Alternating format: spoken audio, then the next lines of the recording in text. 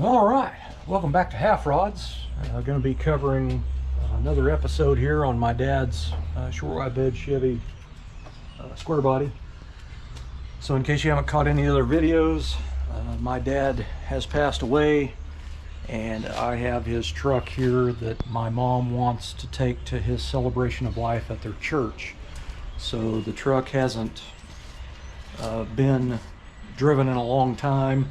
So there's some maintenance things that I've been having to do, and I'm trying to get the paint that brought back and everything. But anyway, I have several videos, 3 videos I think so far on getting this thing cleaned up a little bit. So today I'm going to dive into a little maintenance. I'm going to go ahead and pull a couple of spark plugs just to check the overall condition, just, you know, see how the engine's doing basically inside, how it's burning. I checked the transmission fluid level and it's just barely low. Like I don't even think it's a half a quart down, which is fine. The brake pedal does go pretty low to the floor, but I'm noticing right there that's a brand new brake hose, so I'm wondering if my dad might have put that on and he just didn't get the brakes bled very well. The truck will stop, but the pedal goes down pretty far. There's some hoses here from the cruise control stuff. It's just laying there. So I don't know if I'm going to put any cruise control stuff back on it. I always thought that setup that GM did back in the day is always kind of ugly, so I may go ahead and replace the whole speedometer cable with a longer one to run down directly to the speedometer and just get rid of this stuff. So the engine on this truck, I think I talked about it in an earlier video. So my dad bought that from Summit Racing Equipment back, I don't even know. I don't know how many years ago, 10 years ago maybe? Somewhere in there, 10, 11 years ago. And it's a GM Goodwrench 350. So it's a crate, brand new engine. And I don't think those are available anymore. As a matter of fact, I know they're not available, so you can't get Goodwrench 350s anymore. So, I put this in here. Now, before, the last engine that he had in here was a 327 because he was a 327 guy. It was his favorite small block Chevy. And I had found one and I overhauled it and everything and put it in the truck, and he had it in there for a long time. And then it ended up breaking a push rod, and it was just old push rods and rocker arms that I put in there, original stuff, you know. And it ended up breaking a push rod, and I went ahead and replaced the rocker arm and the push rod for him. With just the valve cover off. But anyway, I think it just kind of bothered him. The truck run fine, didn't smoke or anything. But anyway, he decided he just wanted to go ahead and put a crate motor in it and be done with it. So that's what he did. He ordered it. I had it truck freighted to here. And anyway, we put it in there in a weekend. My brother Don and cousin Eric came in, and they helped us put it in there. That was pretty neat. Now, that 327 that I built for my dad, they painted the engine body color, this red that he has on the truck. He built some Mustangs and he done the same thing on them. He had body color engines. He just likes that. Anyway, this crate 350 came in and it was black. And I told him, I said, do you want me to paint it the red? And he said, nope, just put it together and get it put in there. So his intake manifold still had the red on it. So I had to sand it, scuff it down, and I just shot it with the black engine paint and put it on there. You can still see the red right there. But here is kind of what I'm thinking. Now, I think before, I'm pretty sure of this, he had a cast iron quadrajet intake manifold. This was a long time ago, and I had that quadrajet factory aluminum intake manifold. And I gave that to him, and I put it on there on one of the engines that I built. The very first engine I put in here was a used 305 HO from a 85 Monte Carlo SS that I had that was wrecked. And this would have been in the 90s. And then it got the 327, and then now it's got this. But this actually has an oil leak, and I think it's the rear main seal. And it's probably dried up because it just hasn't been driven, so it leaks. The valve cover's leaking. I'm kind of tempted. I'm not going to do it right now. This will be down the road. This is just one of my things to do in the future. I want to pull the engine out of the truck, and I want to clean it all up, and I want to repaint it the red. I'll have to go get some of this paint mixed, as long as it's close enough. And I'm gonna go ahead and paint the engine body color because that's what he liked and what he wanted.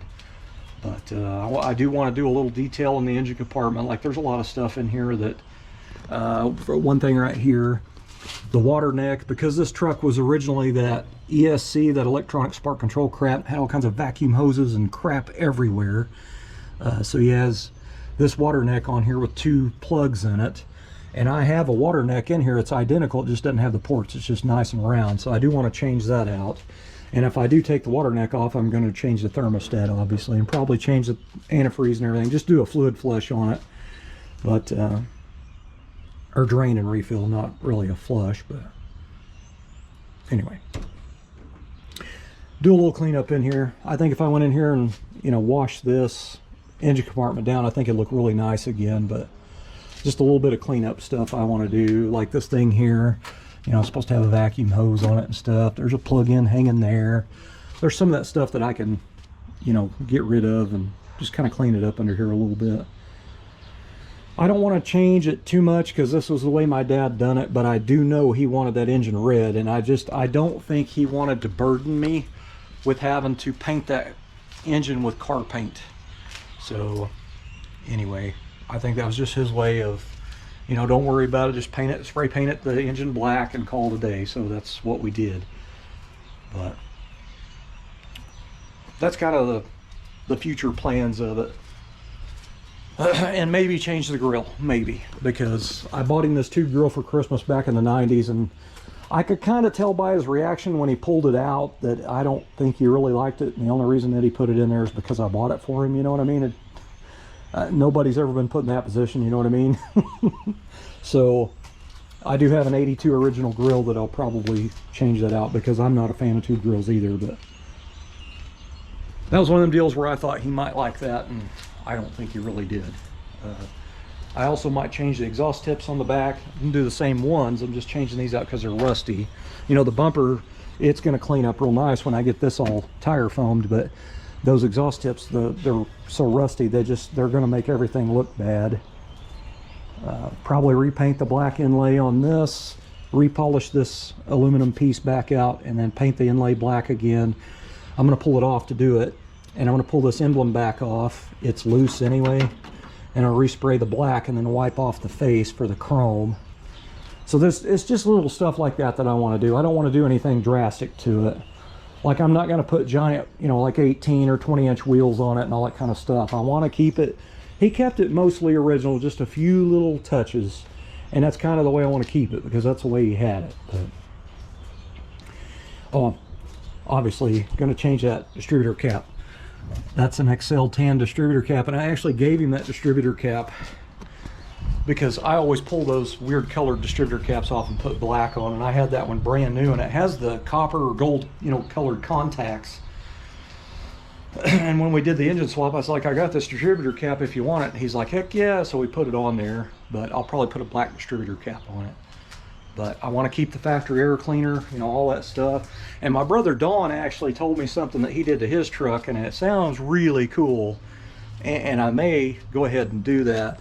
So my brother Don said that his truck, he had the same air cleaner, and he got another one, the lower, and removed this piece and put it over here, and another one of those, and the piece that goes on the core support right here, and on this side is a knockout right there. So it was basically a dual snorkel. And you know, it's pretty busy over here with stuff, and there's not really anything over here, and I think that would kind of equal it out. And I just think that's a pretty cool idea that my brother Don had, so I may do that. So, and then I'd like to get the reproduction, you know, decal that goes on the air cleaner there. So, and I may end up putting a K&N style filter, not an actual K&N, but a, you know, a cheaper version of a cotton gauze, basically a washable filter element. I usually do that to all my vehicles. I've even got one in my Fiat. I got one in my truck.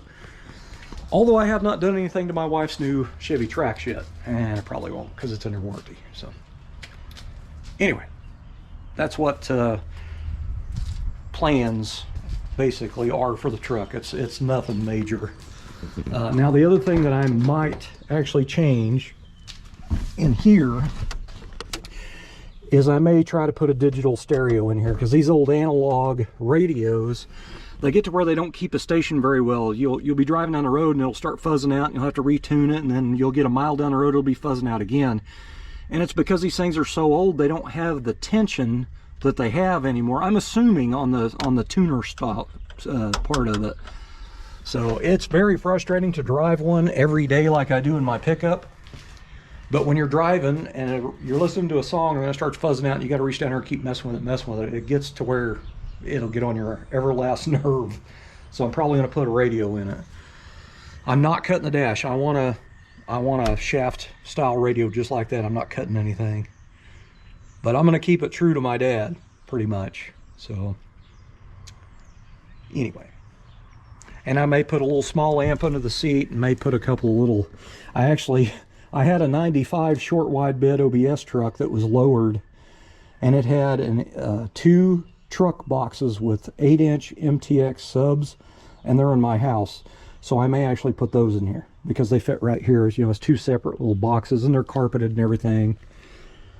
I'm hoping they're still good. I guess I need to look them over and make sure the foam's not rotting on them, but I don't know what kind of speakers he's got in here in the factory location. I need to look at that.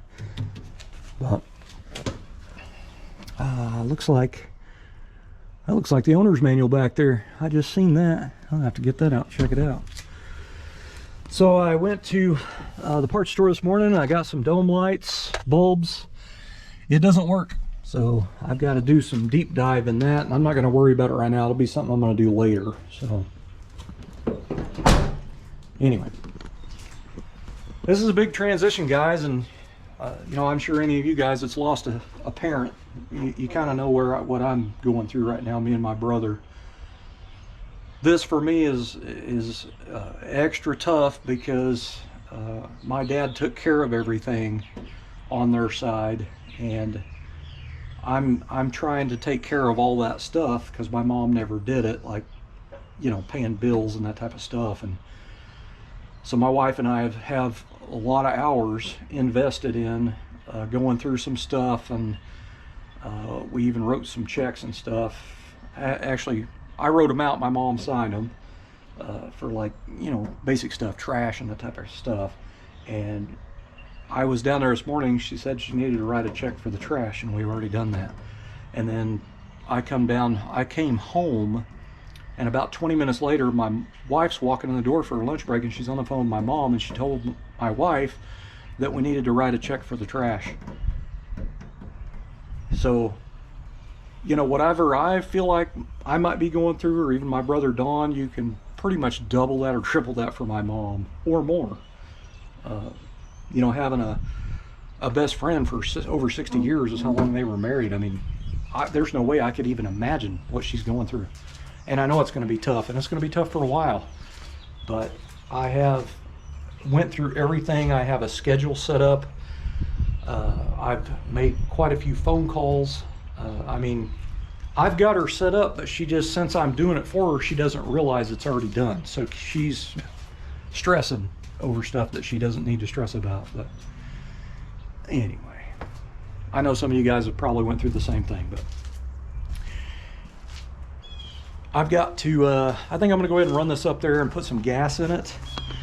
And I may go ahead and take it down the road and see how it does. I need to wash it, chamois it off, let it dry, and then I'm going to wax it, which it's supposed to be really, really windy tomorrow. So I may actually hold off on that because it's going to get, you know, dirty from the weather and stuff. So I might wait to do that until the day before the service. That way it's gleaming, shiny, you know what I mean? And I may wait on the tire foam stuff as well, which I actually missed a spot, looks like, with the tire cleaner I used. The old Wesley's Bleach White, if any of you guys ever remember that. I've got a really old bottle in there, and I was told by somebody that the old Wesley's Bleach White is not very good anymore, so they've taken something out of it, changed the formula or something. But my stuff is original from like 10 years or 12 or 15 years ago or something.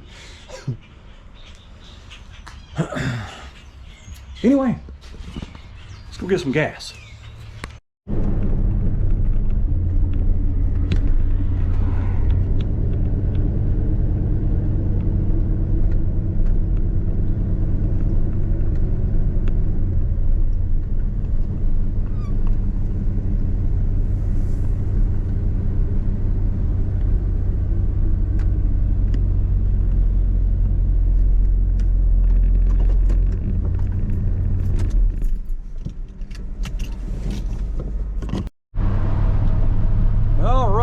I filled up the tank. It had about a quarter tank. I filled it up with some non-ethanol unleaded. This is a low compression Goodwrench 350, so 87 octanes just fine.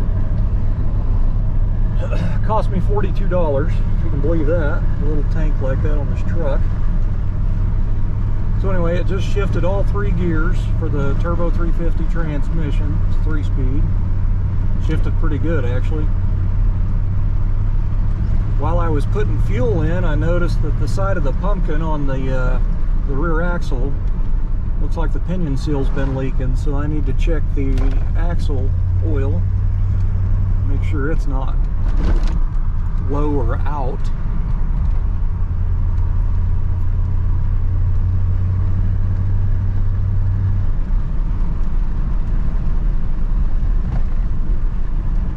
So far so good, everything seems to be okay on it.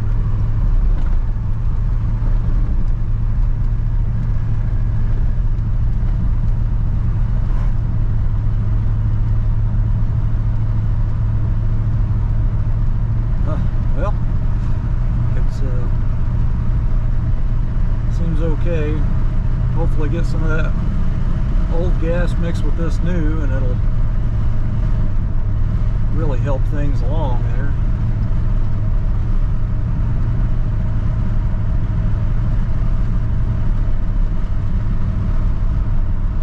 Kick it down a gear and see what.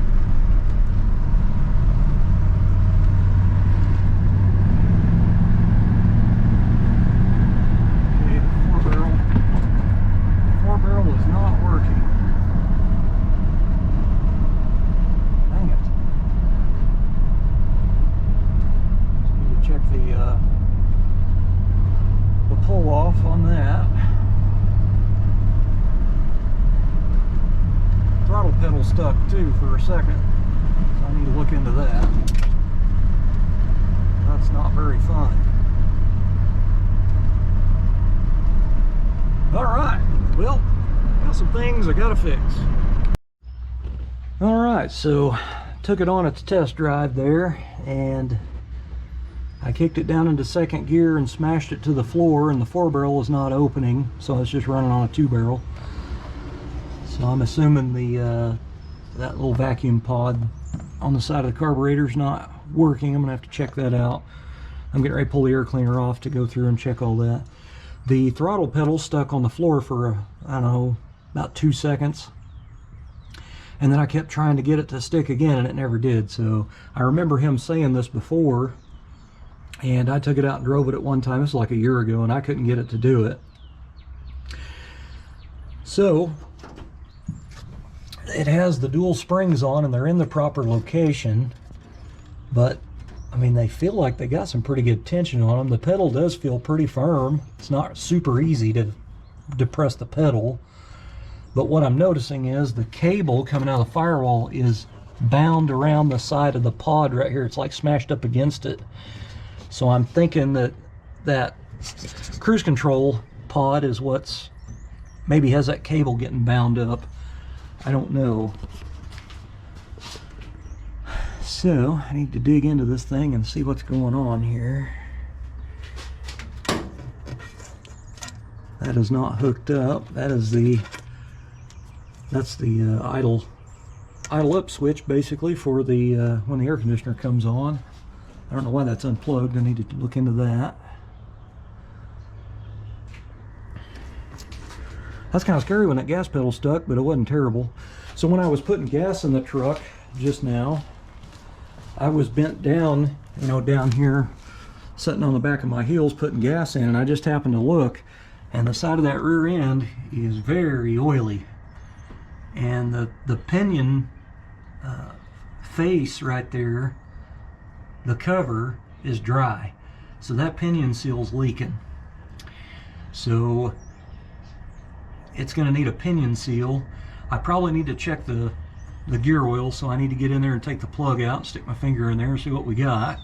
I don't want it to be, you know, lowered out, but I think what I'm going to do is do a full service on the rear axle. Go ahead and pull the, you know, the drive shaft out, put a new pinion seal in it, and get a new rear end cover gasket and put on fresh rear end gear oil in it. I don't know what gear ratio this truck has, so I need to pull it off and look on the gears anyway for the numbers and see what it is.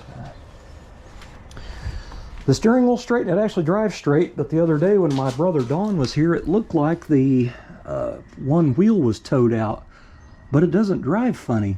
Like, you can take your hand off the wheel and it'll drive straight, so I don't know if it was an optical illusion we had going on or what, but it looked to me like, and him, like it had more than just an 1/8 inch toe, but it doesn't drive like it's out of alignment. Like, it looked to us like it would be way out of alignment, but the steering wheel's straight and you can take your hand off the wheel and it stays going straight, so I don't know what's up with that.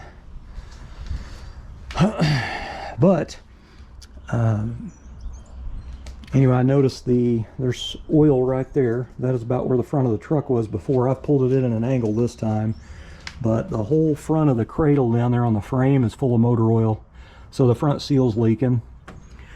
So I'm going to end up having to pull the engine out of this truck and pull the pan off and pull the rear main off and put a new rear main seal in it, because this is a two-piece. This is an old school Goodwrench 350 two-piece rear main, so I'm going to have to change that out and you know, put a new front seal in the timing cover, and it just needs to be all resealed. It just hasn't been driven enough, and now all the seals are drying out. That one valve cover's leaking really bad over there. It looks like this breather's. Yeah.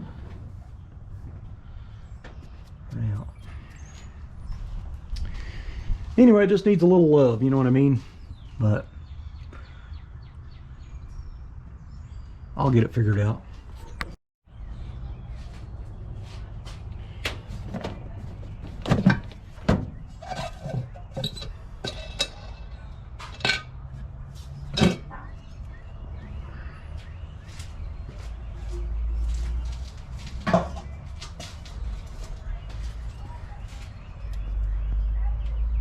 Piece of that missing.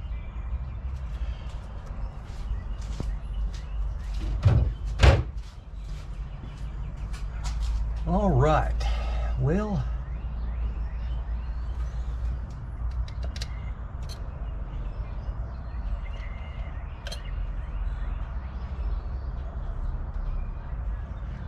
I gotta see if this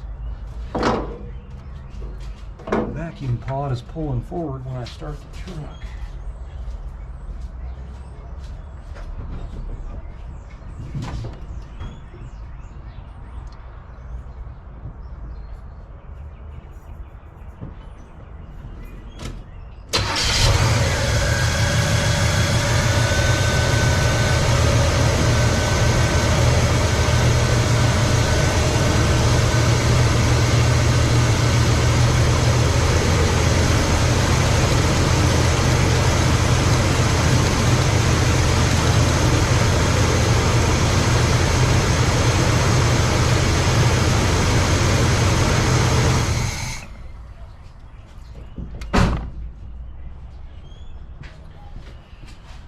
Alright, the vacuum pod is working, so it pulls this forward.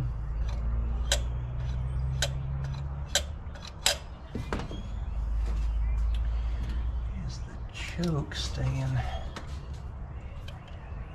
the choke is down. So another reason for a quadrajet not to work is when you're there's a linkage right here.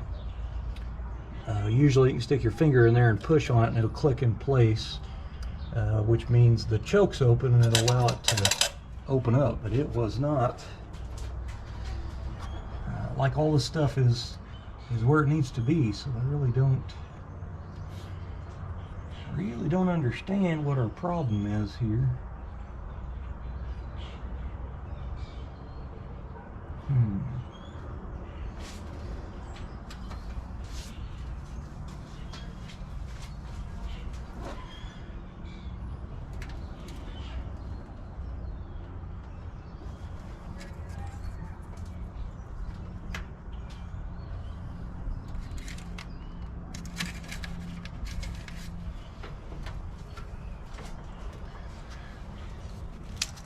Looks like something's been trying to make a nest, like a mouse.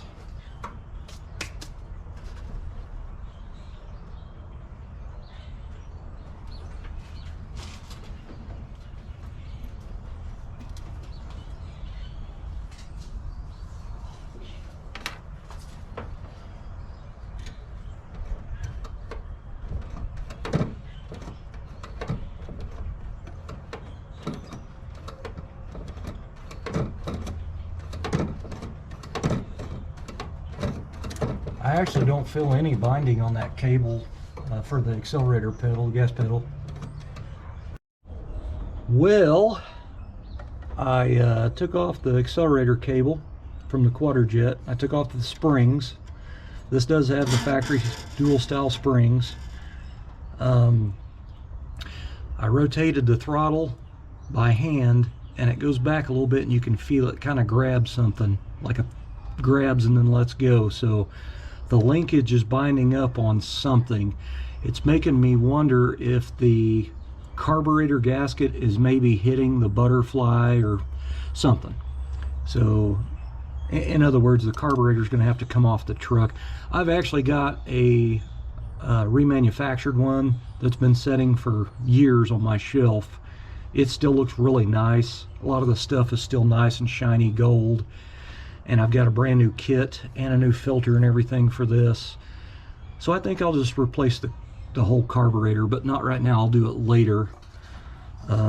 This one's definitely got something up with it. So what I did was the large spring on the carb spring, that one's usually a little softer than the littler ones that are inside. So I cut off just a little bit and re-bent it so it's got the exact same curve as it does on the other. So it tightened it up a little bit, just a little bit. And that'll definitely help snap it back in place, but it's definitely the carburetor linkage or something with the butterflies dragging something. So anyway, kind of sucks. When the throttle's stuck on it, it wasn't that fun, but it's not like it held and hung. It kind of let go after a second, but I'm thinking that tension on that spring will probably do that. But I'm just going to be driving it on the 2-barrel. I'm not going to worry about it because the 4-barrel's not working. I'm going to have to deep dive into that. There's usually not much left there. There's no vacuum leaks. All the vacuum's hooked up. That is working. So the choke is actually, I just noticed it, is wired to where it's open full time. So the linkage is pulled down and it's wired up. So the electric choke's not working. I need to check the throttle kick-up switch. So I need to get in there and turn the key on and get a meter out here and see if there's any power coming to this when I turn the AC on. Got a little bit of stuff to do. It does seem to have a little bit of a high idle, but I didn't see any vacuum leaks, and I had it running and kind of checked everything. I didn't hear anything or see anything. There's lots of plugs and stuff on things, but I don't really see anything obvious. But I don't know. Like right now, it's drivable and everything, and I know it'll get to the celebration of life at the church, and I just don't want to go in and start taking stuff apart and messing with things, because if I break something taking it apart, you know what I mean? Like this fuel line looks like it's about had it. It's not pinched off completely, but it is kinked a little bit. Oh well. Just needs a little bit of tinkering, you know what I mean? Alright, continuing on with little details here. So his plastic grained kick panel here, this is actually from a parts truck he had when he was restoring this truck, and it was tan. So him getting in and out of the truck on this edge with his foot hitting it has taken it down to the tan on the corner. So he used Napa red vinyl dye, which is interior trim paint. It's for plastic and metal and rubber and all kinds of stuff. So I knew it was Napa red because I remember stopping down there one day, and they were in there painting a bunch of the parts, and I remember saying Napa red. Now fortunately I have an almost full one. I had it in my cabinet, and I will bet you this is every bit of 25 years old and it still sprays fantastic. I did shake it up for a long time. I even turned it up and shook it. That way anything that's settled on the bottom, you know, it's gonna hopefully get down in there better. Anyway, the trick with that vinyl dye is to not put it on super heavy. I like to mist it on just one coat at a time. It takes a little time, but it always turns out better. So this piece of trim, or this kick panel, this is the edge of it right here. So I've actually got the tape a little bit stuffed underneath the edge, and then I rolled up some tape and stuck it along this where it starts curving out for the carpet insert, and then I've rolled up a piece to go along the top. So what that's going to do is it's going to give it a soft edge. Instead of having a straight tape line, you'd see a tape line, but when you roll your tape up with the sticky side out and put it on there like a tube, it makes it a soft edge in there, especially when you're misting it like I am. So this was like super tan right through here, and now it's got some pretty good coverage on it. This is just something that if you restore a car and you use different color interior trim panels and then you vinyl dye everything to match, stuff like this, you have to keep doing it.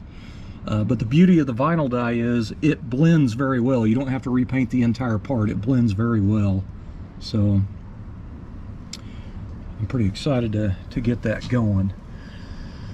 So I went in online a while ago and was looking around at buying these pieces new, just these bezels here. And these things are 50 bucks for a pair. I'm kind of blown away. I wouldn't have thought they'd have been that much money, but obviously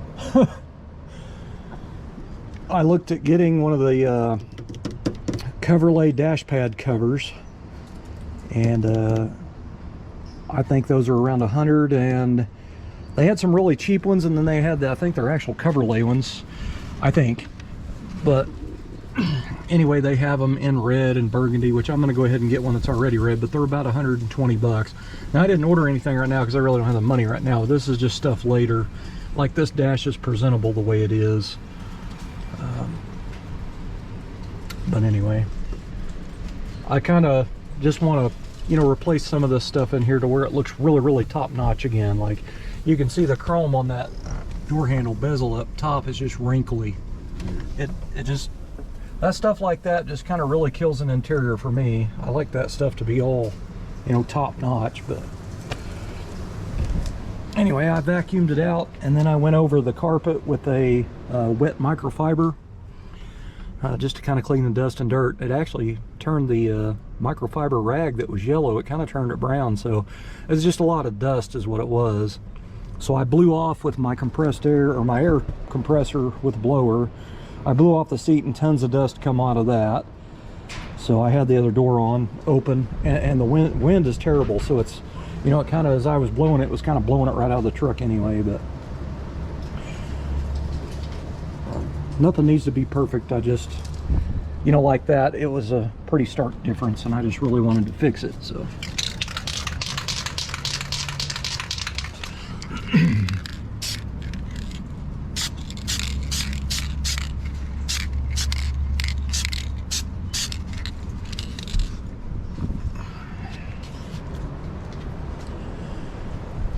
well, I went around the truck with some fingernail polish that my wife had. I have a couple of things of red here, but none of them match. They're way too bright.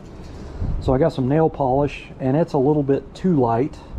But what I think I'm going to do is go to the store at one point and just buy a bunch of medium to dark reds, and then come back and see which one matches the best. But the beauty of using that one with it being too light is it's going to give me a base color to where it'll, you know, match a little better. But when I did glob it on like the door edge chips, it really helped out a lot. You could see the primer and stuff underneath before, so at least now it's just not sticking off, you know, slamming you in your face. So,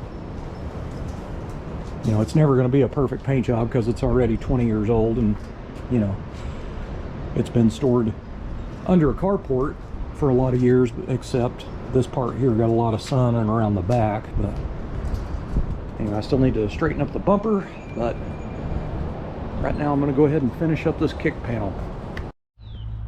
All right, guys, so it is Sunday, and we had really, really bad winds. I think it was yesterday. Really bad winds, like up to like 50 miles an hour and stuff.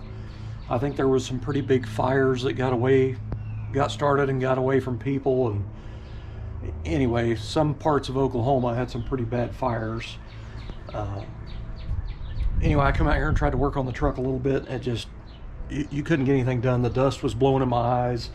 My garage was filling up with leaves and crap. There's actually a swirl pile right here. I did not sweep that up like that. That's the way the wind left it. So I think the wind comes up in here and just swirls right here. The way I got the truck parked, it was kind of making it a pocket. But look at the dust on this truck. So I never did wash it and wax it yet. I'm been holding off until it gets closer to the celebration of life, which we have not set yet. So I'm glad I didn't do all that, because it'd have been a mess, and especially, you know, tire foam in those tires, they would have been coated in dirt. So I'm glad of that. So I was at my mom's yesterday, me and my wife, still going through some, you know, financial stuff, trying to get stuff set up. Anyway, we had to go through pictures. We're trying to get a lot of pictures together for his celebration of life, the video that they'll play. I actually found, my mom has a lot of pictures that I didn't even know we had of stuff going way, way back. So that was really awesome. I thought I only had a couple of pictures of my oldest brother, who passed away in 2019, and we found a bunch of him. So I was pretty happy about that. Anyway, she did give me all the car stuff, the pictures of car stuff, and one of them in particular is the truck. So I'm going to show you that. I'm going to kind of go through this page by page, and I'll show you. And this is the restoration that him and my mom did in the early 2000s, very early 2000s. All right, so again, my dad bought this truck brand new in 1982, and we didn't have a garage or carport at the time, so the paint just pretty much faded out on it and got really, really bad shape. But anyway, he had some guys show up, and they took the bed off. He took all the front clip off and stuff, and he left the cab on the chassis, but that's I think he repainted the chassis in the back and in the front. I don't think he took the cab off. I don't think so. So it was a cab on restoration. That picture looks pretty much the same. That's showing the front. There's the back. It has a flat tire on it, is why it's leaned over in that picture. And then there's the bed upside down. There was his, I think that's a parts truck he had acquired for just little stuff. It looks like the doors on sawhorses. And there's a shot of the engine. More of the engine. Boy, the air cleaner was crusty, rusty, man. So this is one thing I noticed when I was inside cleaning the truck up. This is the horn center that I remember. It just has a little window with a bow tie in it. And it actually has this style, which I think is newer. This is the same as my GMC, except mine says GMC instead of Chevrolet. And this is actually cracked at the bottom, right here. So I don't think this is his original steering wheel, because this original one is wider on the insert. I'm not I don't know everything there is to know about square bodies. I have had several through the years and fixed one of them up real nice to show it, but I just don't know every horn button center detail from, like, not what's correct for 82, but I'm almost positive this is his original, because this is what I always remember. They have a shed, and there is stuff in there, and it seems like I remember seeing an original steering wheel, and I hope that's his original steering wheel. If it is, I'm going to put it back in here, because it's going to have the wear on it from him.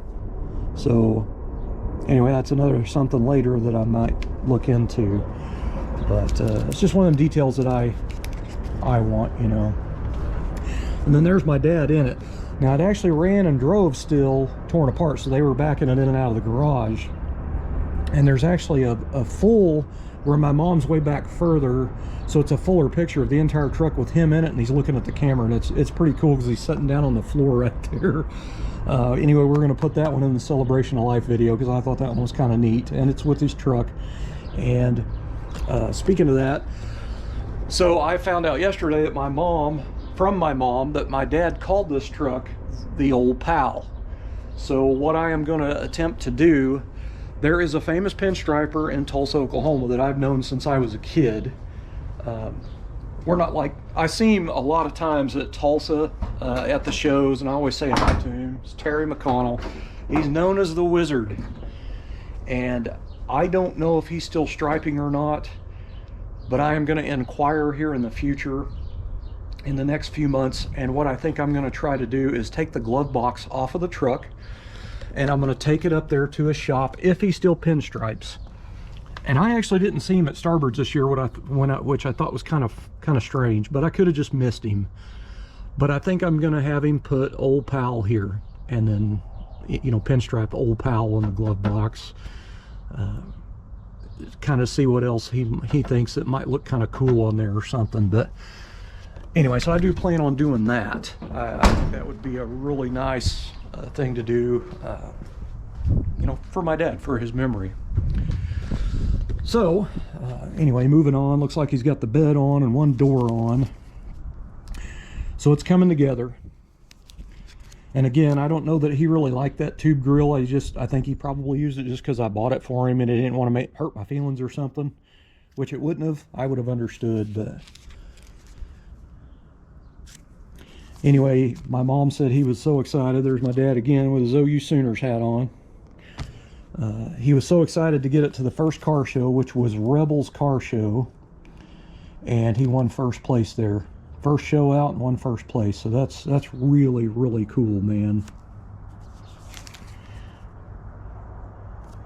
There's some newspaper clippings in there of him and my mom with the truck, so that's pretty awesome. All right, so I got this right here. The owner's manual and all the stuff is in this, and this is the original folder for this truck from Clark Country Chevrolet, and this is where my dad bought this truck. This place went out of business, I think in the 90s, I don't remember, but anyway, there's a lot of paperwork in here, and we'll go through that. But something I want to talk about is there used to be a stick-on chrome badge that said Clark Country Chevrolet. Now, I don't know where his original is, but when I was working at a collision repair shop, I was going through some boxes of parts looking for some stuff one time. He had a lot of stuff on under a shelf. I think it was a bunch of old parts and crap like that, and bolts and nuts. And anyway, there was a Clark Country Chevrolet chrome badge in there, and I asked him if I could have it. And I started cleaning it up at one point. I just never finished it, and I've got it somewhere. I need to find it, but I may put that back on the truck because that is where the truck come from. It's the same badge that was on his truck. It's just not the original. So I think that's kind of cool. But let me get this stuff out of this folder and we'll go through it. Anyway, I don't really want to pull everything out, but that's the original 82 owner's manual. There's a Uniroyal spare tire thing in there. There's also some other stuff. There's the GMAC financing paper from the day he bought it and signed the papers on it. That is folded up in there. And then I believe this is probably out of the glove box, maybe. I'm not sure where they put them on an 82. It could have been under the hood. I don't know for sure yet. I'll learn about these trucks as time goes on, but anyway, it tells all the stuff. I was hoping it had the gear ratio in it, but it looks like it's a code that I'm gonna have to figure out. It's rear axle and it says standard GQ1, so I need to decode that and it'll tell me what the gear ratio is. So I'm sure I can find that on Google. But anyway, the original color of it was carmine red, which is awesome because if I ever do respray the truck, like, you know, 10-15 years from now or whenever, I would like to put the original carmine red on it. The bad part is this is the last paint job my mom ever did because she got her arthritis and stuff got too bad on her and she couldn't hold a paint gun anymore. So I hate to paint over a paint job that was my mom's, but technically they took it down pretty good since it was original paint underneath. They took it down pretty good. I don't think they did it clean bare metal, but anyway, they may have. I just don't know. I couldn't really tell from some of the pictures. There's already primer on stuff, but I could, you know, sand this truck down and still have her paint job under there and then put a new one on the outside. I just don't know yet. But this is the same as my dad. This bothers me with the light and the red, so I kind of would like to at least try to either get this color matched and respray this door and fender again, But this bed has a lot of issues in it. There's even a couple of dings and stuff in it, and some really deep chips and some deep scratches that you can feel with your fingernail. So I would really love to go ahead and respray this whole side and the tailgate, because the tailgate is probably the worst on the truck. You can see with the dust on it now how cracked it is. The dust is stuck in the cracks, but when I wipe it, it kind of goes away a little bit. So the sun has really deteriorated that paint. But anyway, I don't know yet. I'm not to that point. I'm not ready to you know, dive in and do all that kind of stuff, because the truck is drivable, it's nice, and I'm going to enjoy it. You know, I'm so used to driving my square body with the condition of the paint on it, so that is definitely a huge upgrade for me. I'm used to driving this thing with the, you know, the paint like it is. And I do need to update you all on that square body, because in one of my earlier videos I talked about I wanted to give it to her side of the family. She's not ready to give it up yet, so it kind of hurt her feelings when I told her I might go ahead and give it back to the other side of the family, and it kind of hurt her feelings a little bit, so I guess I'm not going to be doing that. She wanted me to get the truck painted and fix it up. So anyway, she said that, you know, when she comes home from work every day, she sees her dad's truck sitting in the driveway. So I get it. I'm sentimental on that stuff too. So looks like I'll be keeping my square body for a while. But anyway, I'm thinking that, you know, if I did fix the rust and respray that square body back gray and everything, and put a dash cover on it, you know, replaced a few trim pieces and got it looking real nice again, she might actually start driving it, because it does have AC and everything. So anyway guys, I'm gonna go ahead and put this stuff up. This video is probably going to be pretty long, trying to put all this stuff together.